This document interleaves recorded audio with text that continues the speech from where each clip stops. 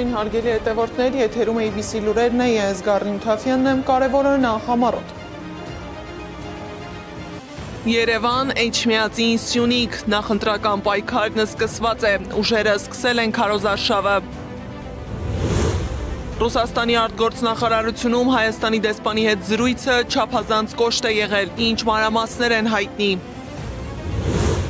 Հայաստանի պաշտոնյաները մեկնում են Բաքու տնտեսական ու քաղաքական հարցեր քննարկելու, բայց ով է գնալու հայ գերիներին տեսակցելու, ինչու մինչև այսօր չի կազմակերպվել անգամ ամենահիմնական օգնության փոխանցումը եւ Հայաստանի մարդու իրավունքների պաշտպանը կարող է արդյոք այցելել Բաքվի բանտեր։ Իրան, ԱՄՆ, Իսրայել, ով է հաղթել այս պատերազմում։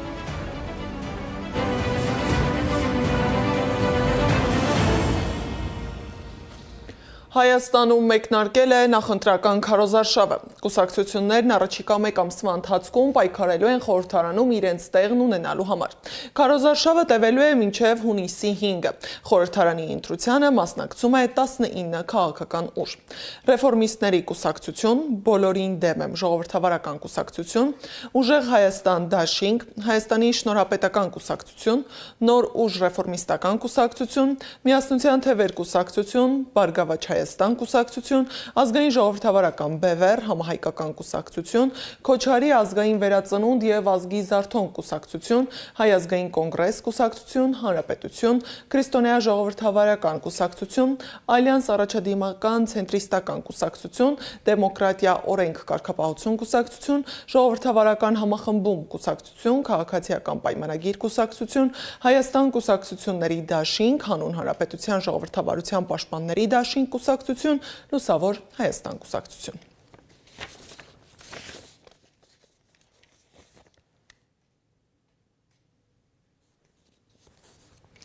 Ուժեղ Հայաստան կուսակցությունը քարոզարշավն սկսել է Երևանից ազգային ժողովի շենքի մոտից։ Ուժեղ Հայաստան կուսակցության ընտրական ցուցակի առաջին համար Նարեկ Կարապետյանը հայտարարել է, որ իրենք վերադառնալու են խորհրդարան 1.5 ամսից եւ սկսելու են երկրի վերակառուցումը։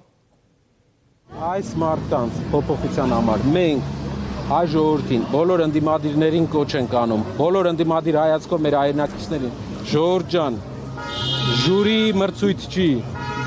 մենք պայքարում ենք, մեր հայրենիքն է, բայց մենակ մեր հայրենիքը չի, ձեր հայրենիքն էլ է, մտել ենք այս պայքարի մեջ, մինչև վերջ պայքարում ենք, մասնակցեք, աջակցեք իրար հետ, փոխենք, փոփոխություն է պետք, այս մարդկանց ճամփել է պետք։ Իրանք վատ խոսույթ են մտցնում, կռիվ են մտցնում մեր մեջ, կռիվ են մտցնում շրջապատում, ուր հայտնվում են ձախողում կա։ Միակ հաջողությունը պարտք վերցնել ծախելն է։ Պետքա փոխենք, պետքա այս շենքը չլինի տխրություն հիշեցնող, ստրեսներ հիշեցնող, պարտություն հիշեցնող շենք։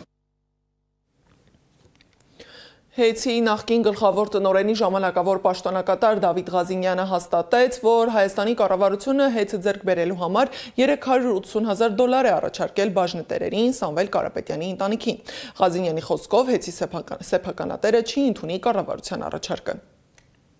Մենք չենք ցանկանում դա հրապարակել, հաշվի առնելով շատ հանգամանքներ, բայց հաշվի առնելով թուղթը հրապարակված է, ուղղակի հերթական անգամ պետության վերաբերմունքն է մասնավորի բիզնեսի նկատմամբ։ Նարեկ Կարապետյանը շատ ճիշտ է անում, որ չի անդրադառնում այդ թեմային, ինչի համար։ Որովհետև, ինչպես բազմիցս ես նշել եմ, Սամվել Կարապետյանը բացարձակ խնդիր չունի իր ունեցվածքը պաշտպանելու։ Տեսնելով երկիրը ուր է գնում եւ ինչ վիճակում է, այստեղ խոսել Հեյցի կամ իր կորցրած կամ բանակցությունների մասին կարծում եմ ճիշտ չի։ Հայաստան դաշինքն էլ քարոզարշավը սկսելու է այսօր երեկոյան, քաղաքական ուժը հանրահավաք է հրավիրել Էջմիածնում։ Հայաստանի Հանրապետական կուսակցությունը պատրաստ է աջակցել ընդդիմադիր մյուս ուժերին ընտրության ժամանակ վերահսկողություն ապահովելու հարցում, հայտարարել է Տիգրան Աբրահամյանը։ Պատգամավորի խոսքով ՀՀԿ-ն իր ամբողջ պոտենցիալը ներդնելու է ապահովելու հավաքական ընդդիմության հաղթանակն ընտրական գործընթացում։ Խորհրդարանական ուժերը ունեն հնարավորություն ընտրական հանձնաժողովներում ներկայացվածության մասով եւ ըստ այդմ ընտրական process-ների նկատմամբ վերահսկողություն հաստատելու մասով մենք մեր տարբեր գործընկերների հետ այս թեմայով խոսել ենք, հավաստիացրել ենք բոլորի հետ մեր կապը համագործակցությունը ապահովում ենք, որպեսզի կարողանանք ոչ միայն ողջ Հայաստանի Հանրապետության տարածքում այդ վերահսկողությունը հանձնաժողովի անդամների միջոցով ապահովել, այլ միմյանց փոխլրացնելով եւ փոխհամագործակցություն ապահովելով փորձել ընտրական process-ի այդ կարևոր փուլում կարողանալ այդ ընդհանուր վերահսկողական ֆունկցիան իրականացնել։ Նիկոլ Փաշինյանը հայտարարել էր, որ քարոզարշավին մասնակցելու նպատակով արձակուրդ է գնում եւ այսօր քարոզարշավի առաջին օրը քպեականների հետ գնացել է Սյունիք։ Քարտեզներ էլ տվեք։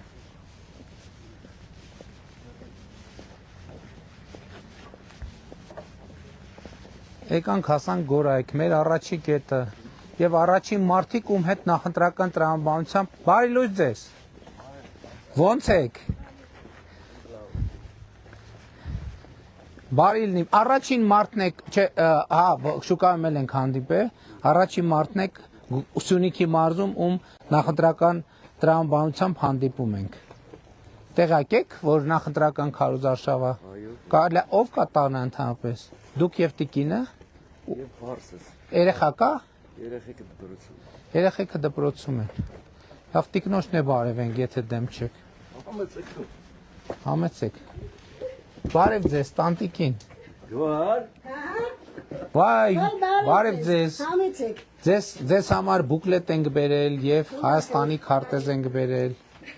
Ուրախ ենք։ Ձեզ էլ քարտեզ, այստեղ QR կոդ կա, եթե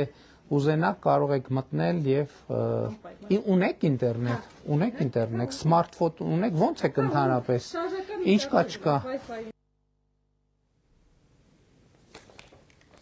Հայ գերիների հարցի մասին կրկին խոսվում է Բաքվի բանտերից, այս անգամ ոչ միայն իրավունքների խախտումների, այլև մարդկային արժանապատվության մասին պատմություններով։ Մինչ Հայաստանի իշխանությունը հայտարարում է, թե գերիների վերադարձի ուղղությամբ աշխատանք տարվում է, գերության մեջ գտնվող Արցախի ռազմաքաղաքական ղեկավարները հրապարակային հարցեր ու կոչեր են հնչեցնում։ Նրանք խոսում են անտեսված խնդիրների, չկազմակերպված գործընթացների եւ պետական անբավարար արձագանքի մասին։ Այս ֆոնին նոր քննարկում է բացվել։ Հայաստանի մարդու իրավունքների պաշտպանը պետք է արդյոք անձամբ մեկնի Բաքու, եւ եթե ադրբեջանական կողմի հետ հնարավոր են քաղաքական ու տնտեսական շփումներ, ապա ինչու մինչև օրս չի կայացել մարդասիրական այց հայ գերիների։ Թեման ուսումնասիրել է Անիա Բաղյանը։ Ինչպես է ստացվում, որ Հայաստանի ներկայացուցիչները կարող են Ադրբեջան մեկնել առևտրային, տնտեսական եւ այլ հարցեր քննարկելու նպատակով, բայց չեն կարողանում կազմակերպել այց ծանոթանալու հայ գերիների կյանքին, առողջությանն ու իրավական կարգավիճակին։ Արդյոք մարդկանց ճակատագիրն առևտրային բանակցություններից առավել կարևոր չէ։ Հարցերի փաթեթ է եկել Բաքվում գերեվարված Ռուբեն Վարդանյանից Հայաստանի վարչապետին։ Ինչու մինչ օրս բանտարկյալներին ամենաանհրաժեշտ իրերը փոխանցելու նորմալ մեխանիզմ կազմակերպված չէ։ Այստեղ պահվողների շարքում կան տարեց, 70 տարեկանից բարձր մարդիկ, առողջական լուրջ խնդիրներ ունեցող մարդիկ։ Եթե ատամ չունեցող մարդուն չորամիրգ են տալիս, դա օգնություն չէ, դա նվաստացում է։ Արդյոք այս ամենը հայտնի է վարչապետին։ Ով է անձամբ պատասխանատու այս գործընթացի կազմակերպման համար։ Ինչպիսին է հաստատված կարգը, ինչու այն չի պահպանվում, չէ կամաչում։ Ռուբեն Վարդանյանը մեկ այլ հարց տվեց Նիկոլ Փաշինյանին։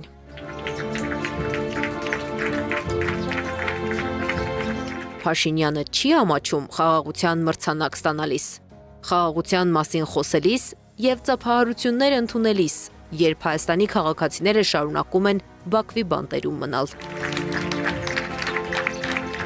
Ծափեր ու մրցանակ ստացել է, խաղաղության մասին խոսել է։ Իսկ հարցին, թե ինչ են անում գերիներին վերադարձնելու համար, պատասխանել են ամենատարբեր մակարդակով։ Աշխատում են ոչ բացահայտ։ Երբ որ դուք խոսում եք այնտեղ պահվող անձանց մասին, ավելացրեք, որ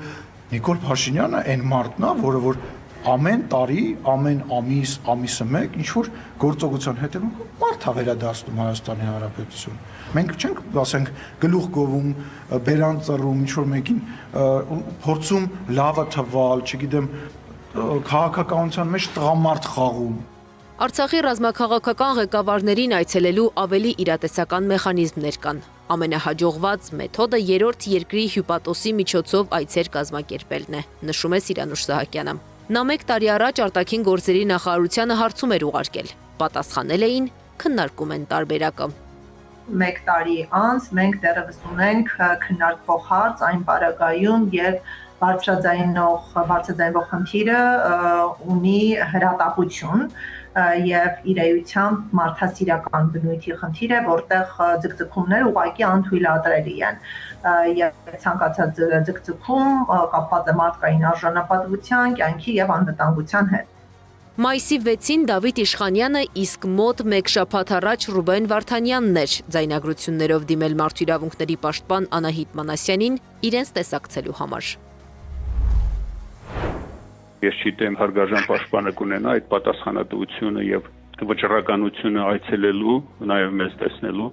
եւ այդ դեպքում ավելի մանրամասն տեղեկություններ կունենա եւ կծանոթանա թե ինչպես է ընթացել, թե ինչ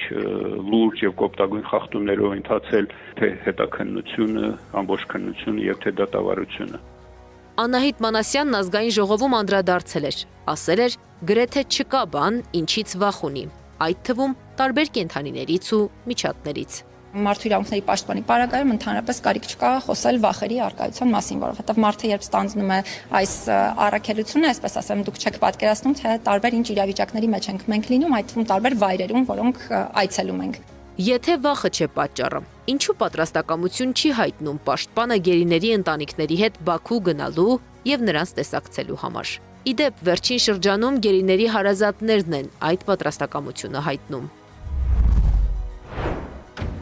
Ոչ միայն Ռուբեն Վարդանյանի ընտանիքն է պատրաստակամություն հայտնել, այլ նաև մենք բոլոր գերիների ընտանիքները պատրաստակամություն ենք հայտնել գնալու։ Այժմ համապատասխան մարմինների հետ քննարկում ենք այդ թեման։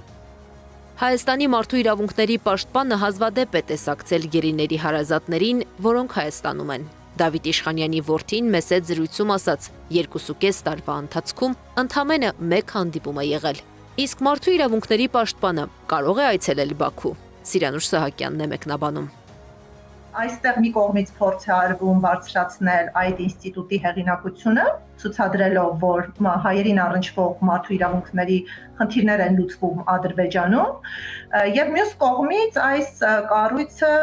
քողարկում թաքցնում է Ադրբեջանի խոշտանգումները հայ գերիների նկատմամբ։ Դրա համար կարծում եմ ցանկացած այցելություն, որը պետք է տեղի ունենա ադրբեջանական ՄԻՊ-ի հովանու ներքո, ուղղակի վտանգավոր է եւ կարող է լեգիտիմացնել այն իրավունքների խախտումները, որոնք շարունակաբար տեղի են ունենում Ադրբեջանում։ Հայաստանի Հանրապետության ՄԻՊ-ը Ադրբեջան այցելելու որպես մեխանիզմ, ոչ թե շրջայց լուսանկարումների կամ պրոտոկոլային խնդիրներ լուծելու համար, այլ այդ, որի միջոցով հնարավոր է մեծացնել Բաքվում գտնվող մեր հայերի պաշտպանությունը, դա խոշտանգումների կանխարգելման Եվրոպական կոմիտեի հովանու ներքո այցելությունն է։ Բաքվի բանտից բացահայտ հայտարարում են գերիները։ Այս դատը 15 հոգու դեմ չէ, հայ ժողովրդի եւ հայոց պետականության դեմ է, հստակ նպատակներով եւ հեռահար ռազմավարությամբ։ Բացահայտ ասում են, նվաստացնում են, օրինակ ատամ չունեցող մարդուն չիրեն տալիս։ Եվ ինչ է անում Հայաստանի իշխանությունը։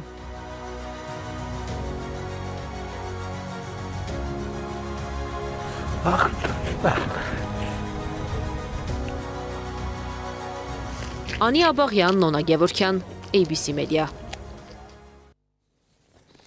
Պատերազմից հետո ամենածանր հարցերից մեկը մնում է նույնը՝ ինչ անել այն մարդկանց երազանքների հետ, որոնք կիսատ մնացին։ Ինչպես շարունակել մի կյանք, որն ընդհատվեց պատերազմի ընթացքում, բայց հասցրեց թողնել հետք մարդկանց հիշողության, քաղաքի ու ապագայի պատկերացման վրա։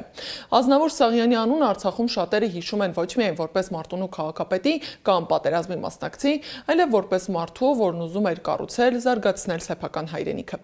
Այսօր նա ֆիզիկապես չկա, բայց նրա անունով ստեղծված հիմնադրամը նոր ճանապարհ է բացում արցախցի երիտասարդների համար։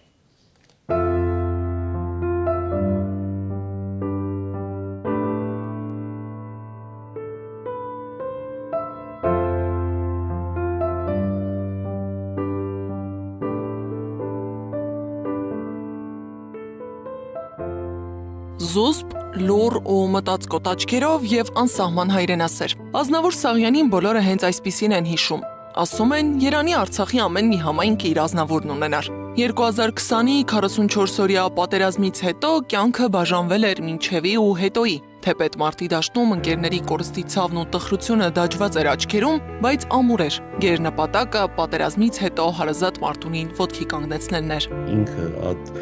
շրջափակման օրերուն եւ վատկի առաջ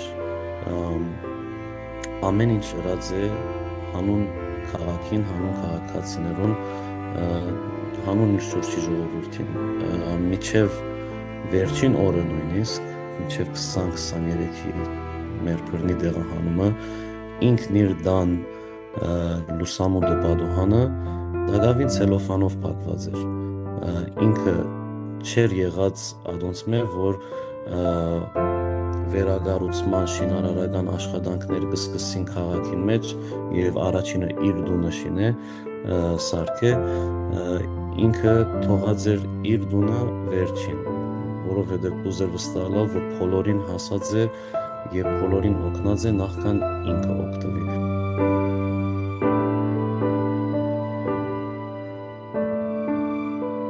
Առաջի անգամ Ջենիս Արմենիայի թիմի հետ հանդիպել եմ 2021 թվականի ամռանը ու այդտեղից է սկսվեց մեր համագործակցությունը։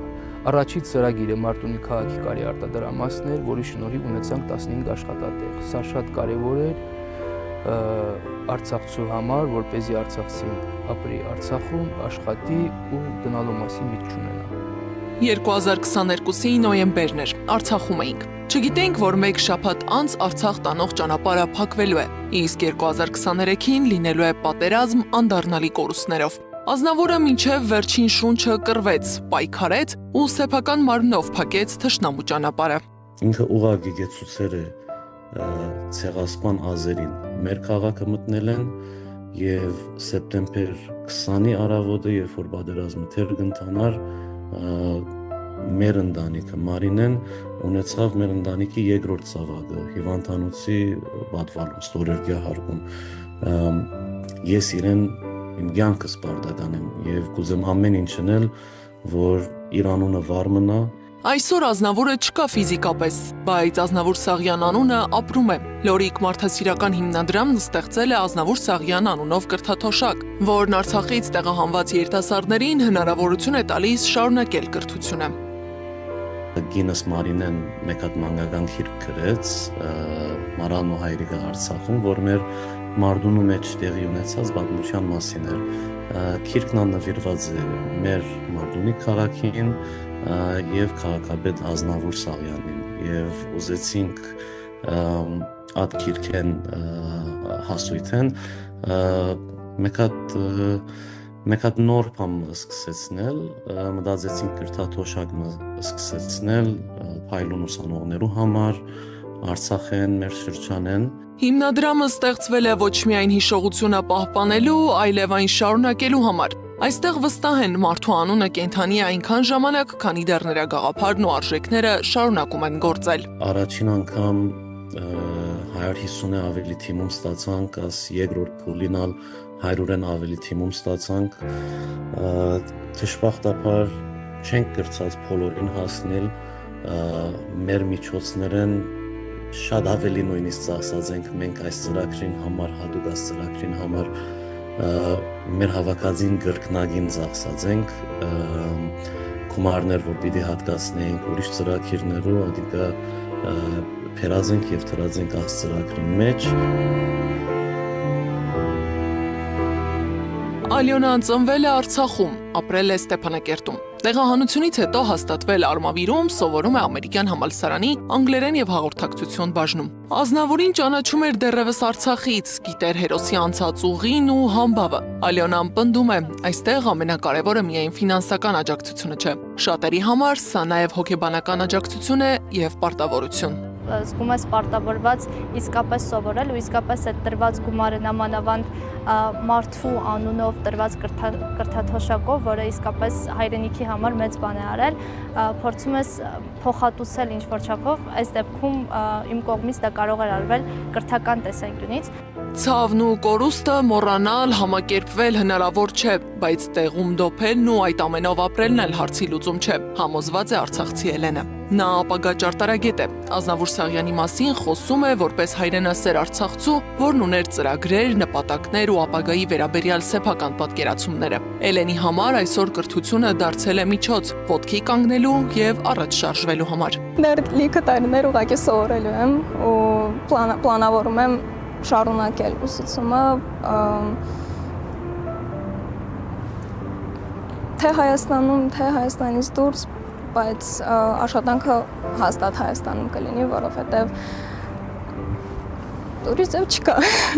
Այս հիմնադրամում Ազնավուրի անունը պարզապես հուշատախտակի վրա գրված բառ չէ։ Ազնավուրի անունն ապրում է այն երիտասարդի միջոցով, որը կարողանում է շարունակել ուսումը։ Եվ գուցե հենց սա է ամենածանր կորուստների դեմ ամենամարտկային պատասխանը՝ ամուր կառչել հողին ու չհրաժարվել գաղափարներից։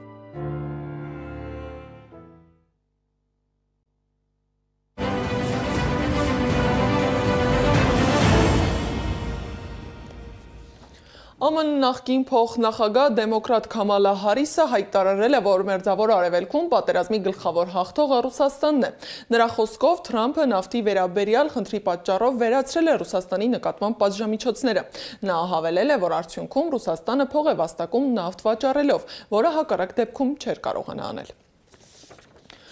Տուրօպերատորների ասոցիացիան հայտարարել է, որ ավելի քան 80 չվերթ է հետաձգվել Ռուսաստանի Դաշնության հարավային օդանավակայաններում։ Մեկմանը սպասում է առնվազն 14,000 ուղևոր։ Այսպիսին է վիճակը Մոսկվայի ժամանակով ժամը 10-ի դրությամբ, սակայն ամեն ժամ հետաձգված չվերթերի թիվը պարզապես կավելանա։ Առավել բարդ վիճակ է Սոչիում, որտեղ նոր սահմանափակումներ են մտցվել վերջին 2 օրվա չվացուցակում։ Միջազգային մյուս լուրերը ռեպորտաժում։ Փոխադարձ հարվածներ Հորմուզի նեղուցում։ Միացյալ Նահանգների զինվորականները հարվածներ են հասցրել իրանական Քեշմ կղզու նավահանգստին եւ Բանդար Աբաս քաղաքին, հայտնում են ամերիկյան լրատվամիջոցները։ Ամերիկացի պաշտոնյաները նշում են, որ ԱՄՆ-ն Իրանին ուղղված այս հարվածները չի համարում երկրների միջև պատերազմի վերսկսում։ Իր հերթին իրանական լրատվամիջոցները հայտնում են, որ Հորմուզի նեղուցի մոտ գտնվող 3 ամերիկյան ականակիր հարձակման է ենթարկվել իրանական նավատորմի կողմից։ Իրանի նախագահ Մասուդ Փեզեշքյանը հայտնել է, որ վերջերս հանդիպում է ունեցել Իրանի գերագույն հոգևոր առաջնորդ Մոջտաբա Խամենեիի հետ։ Նա հանդիպումը բարձր է գնահատել, ընդգծելով Խամենեիի խոնարհությունը, պարզությունը եւ հարգալից վերաբերմունքը։ Փեզեշքյանը հայտարարել է, որ հանդիպումն անցել է անկաշկանդ մթնոլորտում, իսկ քննարկումները տևել են գրեթե 2.5 ժամ։ Կիևը կարող է ենթարկվել զանգվածային հրթիռային հարվածների, եթե Զելենսկիի մայիսին սպառնալիքները կյանքի կոչվեն, հայտարարել է Ռուսաստանի արտգործնախարարության խոսնակ Մարիա Զախարովան։ Ուկրաինայի նախագահ Վլադիմիր Զելենսկիի պատասխանը չի ուշացել։ Նա պատասխան հարվածներով է սպառնացել ռուսական կողմին։ Ռուսաստանի ղեկավարությանն անհանգստացնող միակ բանը Կարմիր հրապարակում կարճատև լռությունն է, հայտարարել է նա։ Ավելի վաղ Զելենսկին ասել էր, որ իրենց ուզածը ոչ թե կարճատև, այլ վերջնական հրադադարն է, իսկ Երևանում սպառնացել էր, որ մայիսի 9-ին վաղ սփռող ԱԹՍ-ները կբզան Կարմիր հրապարակի օդում։ Իսկ ով ներկա կլինի մայիսի 9-ի շքերթին, մենք միջազգային հյուրերի չենք հրավիրել, սակայն որոշ օտարերկրյա առաջնորդներ իրենք են ցանկացել Մոսկվա գալ հաղթանակի օրվա կապակցությամբ, առանց Մոսկվայի հրավերի, հայտնել է Ռուսաստանի նախագահի օգնական Յուրի Ուշակովը։ Նախագահի օգնականի խոսքով Ռուսաստան կժամանեն Աբխազիայի, Հարավային Օսիայի, Բելարուսի եւ Լաոսի նախագահները, Սլովակիայի վարչապետը, Մալայզիայի թագավորը եւ Սերբիայի ղեկավարությունը։ Չինաստանի պաշտպանության նախկին նախարարը դատապարտվել է մահապատժի կոռուպցիայի համար։ Վեյ Ֆենհեն պաշտոնը զբաղեցրել է 2018-ից 2023 թվականներին։ Եվ վերջում Բաքվի կենտրոնում ուխտ է հայտնվել։ Բաքվի կենտրոնական փողոցներից մեկում սյանը կապված ուխտն առաջացրել է անցորդների հետաքրքրությունը։ Զարա Սարգսյան, Անդրանիկ Մանսուրյան, ABC Media։ Այս ժամի համար նախատեսել էինք այսքանը, շարունակեք հետևել մեզ սոցիալական բոլոր հարթակներում, ժամը 18-ին եթերում կլինի ABC Newsroom-ը։